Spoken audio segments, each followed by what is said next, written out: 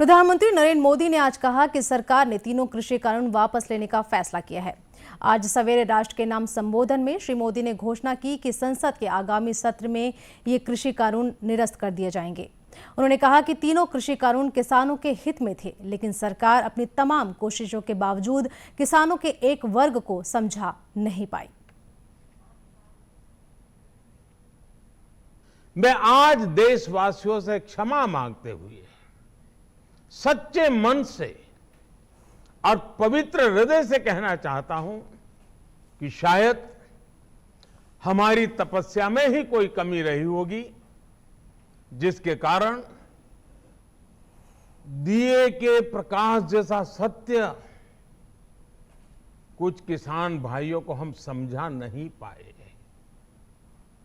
आज गुरु नानक देव जी का पवित्र प्रकाश पर्व है। ये समय किसी को भी दोष देने का नहीं है। आज मैं आपको, पूरे देश को ये बताने आया हूं कि हमने 3 कृषि कानूनों को वापस लेने का, रिपील करने का निर्णय लिया है। इस महीने के अंत में शुरू होने जा रहे संसद सत्र में, इसी महीने में हम तीनों कृषि कानूनों को रिपील करने की संवैधानिक प्रक्रिया को पूरा कर देंगे। साथियों, मैं आज अपने सभी आंदोलनरत किसान साथियों से आग्रह कर रहा हूं, आज गुरु पर्व का पवित्र दिन है। अब आप अपने अपने घर लौटे, अपने खेत में लौटे, अपने परिवार के बीच लौटे। आइए एक नई शुरुआत करते हैं। मुख्यमंत्री भूपेश बघेल ने इस फैसले को लोकतंत्र की जीत बताया है। उन्होंने सोशल मीडिया पर लिखा कि गांधीवादी आंदोलन ने एक बार फिर अपनी ताकत दिखाई है। केंद्र सरकार को 3 काले कानून को वापस लेने पर बाध्य करने के लिए देश के किसानों को बधाई। यह किसानों की ही नहीं, अन्याय के खिलाफ लोकतंत्र की जीत है। कृषि कानूनों के खिलाफ आंदोलन कर रहे छत्तीसगढ़ किसान मजदूर महासंघ ने प्रधानमंत्री के फैसले का स्वागत किया है। किसान नेता तेजराम विद्रोही ने कहा कि किसान संगठन प्रधानमंत्री के इस फैसले का स्वागत करते हैं। साथ ही सभी फसलों का न्यूनतम समर्थन मूल्य घोषित करने और समर्थन मूल्य की गारंटी वाला कानून लाने की मांग करते हैं।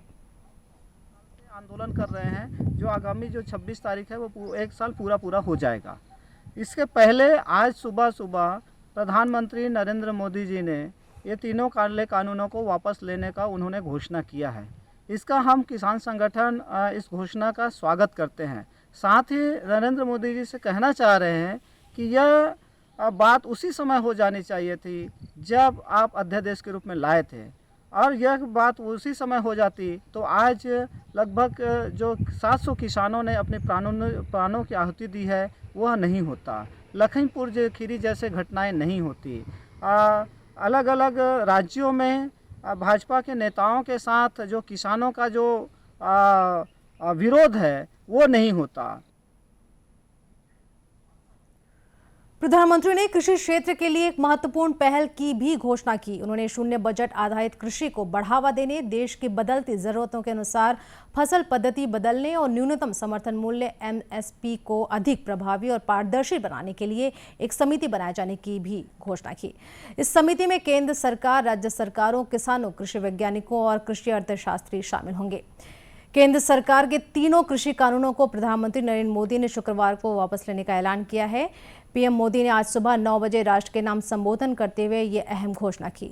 मालूम हो कि पिछले साल सरकार ने संसद के 3 नए कृषि बिलों को पारित करवाया था, जिसके बाद यह कानून बन गया था। तब से ही दिल्ली की विभिन्न सीमाओं पर पश्चिम यूपी, पंजाब, हरियाणा के बड़ी संख्या में किसान आंदोलन कर रहे थे।